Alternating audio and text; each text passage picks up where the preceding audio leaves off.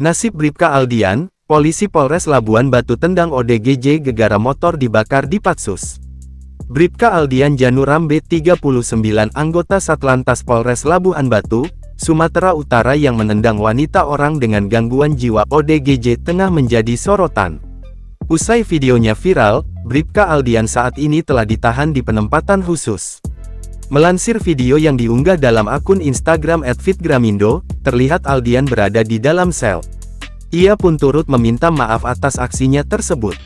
Dengan ini, saya dan pihak keluarga memohon maaf kepada dan terkhusus kepada keluarga korban saudara Evi atas tindakan kekerasan yang saya buat. Kasubit Penmas Polda Sumut, Kompol Siti Rohani, menyebutkan Bribka Aldian melakukan aksi penendangan secara spontan karena kesal sepeda motornya dibakar oleh Evi.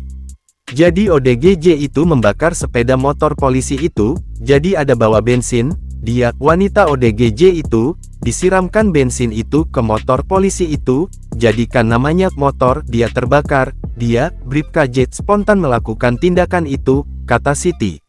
Bribka J juga mengakui kesalahannya dan meminta maaf kepada Evi maupun keluarga korban atas tindakannya. Pihak Polres sudah memanggil polisi itu dan dia telah meminta maaf kepada pihak ODGJ itu, jelas Siti. Disinggung mengenai apakah ada sanksi etik terhadap oknum polisi tersebut, Siti mengatakan proses pemeriksaan Bribka Aldian masih terus dilakukan. Siti juga mengatakan pihaknya akan berkoordinasi dengan Polres Labuan Batu untuk perkembangan lebih lanjut.